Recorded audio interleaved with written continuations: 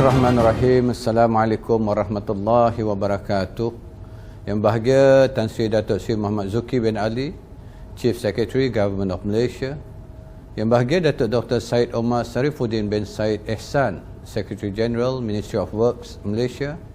Yang bahagia Datuk Engineer Haji Muhammad Zulkifli bin Sulaiman, Director General Public Works Department Malaysia. President of Malaysian Asset and Project Management Association, or better known as MAPMA. Yang bahagia Datuk Sri Haji Zahri bin Haji Akub, President Malaysia Association of Facility Management. Yang bahagia Tan Sri, Datuk-Datuk, Datin-Datin, distinguished speakers, moderators, panelists, guests, media representatives and participants, ladies and gentlemen. Good morning and salam sejahtera to all of you. Welcome to the Asset and Facility Management Conference, or in short AFMC 2021, held in conjunction with the International Construction Week, or ICW 2021. My heartiest congratulations to the Malaysian Association of Facility Management, Malaysia Asset and Project Management Association, and the event manager WMIT Group Malaysia for an outstanding effort in organizing this event. On behalf of the Ministry of Works, Malaysia, it is with great pleasure that I welcome all of you to the AFMC 2021 theme, Gearing Up to a Post-Pandemic World. Here, I would also like to take this opportunity to thank the organizers for giving me the honor to deliver the welcome speech and officiate this conference.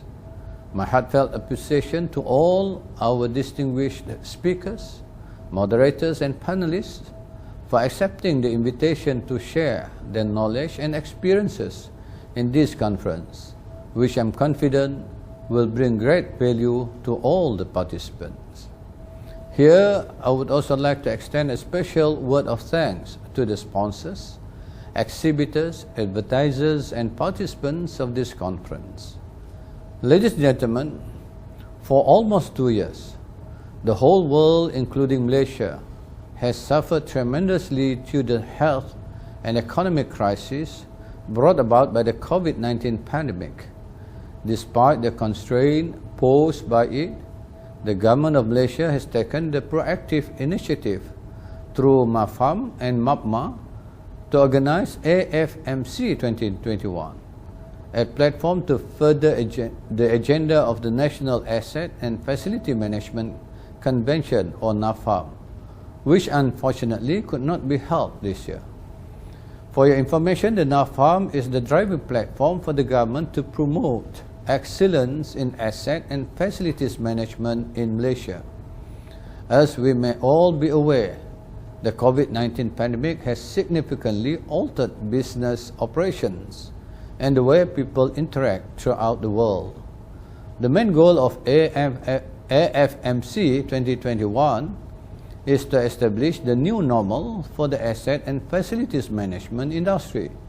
Hence the theme, Gearing Up to a Post-Pandemic World, is timely and most relevant to our current situation. At this juncture, I would like to outline the objectives of the AFMC 2021 as follows. 1. To establish a knowledge and experience sharing platform amongst AFM practitioners. Secondly, to establish a new normal for the AFM industry in light of the COVID-19 pandemic. Thirdly, to explore asset management innovative technologies and business sophistication in the era of digitalization and industrial revolution 4.0. 4. To promote sustainability in AFM. And 5. To explore new opportunities in the AFM industry globally. In this two-day event, AFMC will be focusing on 4 aspects of assets and facilities management, namely policy and governance, 2. Future workplace, 3. People and leadership, and 4. Technology adaptation. Ladies and gentlemen, the COVID-19 pandemic has impacted all economies around the world, And Malaysia's construction industry is also not spared, with an estimated 42 billion ringgit losses recorded since the beginning of the various stages of lockdown from March 2020. The growth rate of the construction sector has also declined by 19.4% in 2020 and 10.4% in the first quarter of 2021. However, during the second quarter of this year, we have seen the growth rate of the construction sector increase by 40.3% with various measures put in place to ensure safety and curb the spread of the COVID-19 virus at construction sites. From June to October 2021, CIDB reported that a total of 6,483 sites were inspected, of which 6,340 sites, or equivalent to 98%, complied with the SOPs.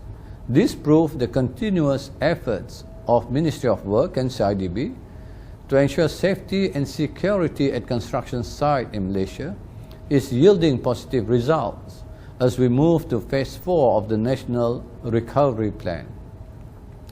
During the period of lockdowns, under National Recovery Plan, or PPN, was introduced. Various categories of contractors, particularly G1 to G4, were given government assistance through the Pemekasa and Prihatin initiatives. Since the introduction of these initiatives, the Ministry of Works and its agencies have successfully assisted majority of the G1 to G4 contractors to remain operational. Through the National Recovery Plan, several facilitation in terms of business processes, financial assistance and workforce assistance were provided by the government. This initiative have benefited employers and developers to assist businesses in facing the pandemic, including the 35 billion ringgit under the short-term economic recovery plan of Plan Jana Semula Ekonomi Negara, or in short PENJANA, and stimulus packages such as Prihatin and Prihatin SMEs. This initiative has eased the burden borne by the people and SMEs, as well as to address the current economic situation. Other programs undertaken by the Ministry of Work and CIDB to facilitate industry players in facing this difficult period is to expedite the vaccination of construction workers. The voluntary program aimed at increasing the vaccination rate among construction workers, also known as Construction Industry Vaccination Program, or in short CIVAC, which ended on 29 September 2021, was then carried out successfully. Moving forward, 12 Malaysia Plan 2021 to 2025, or 12 MP, will see to it that the construction industry will be rejuvenated in resetting the economy.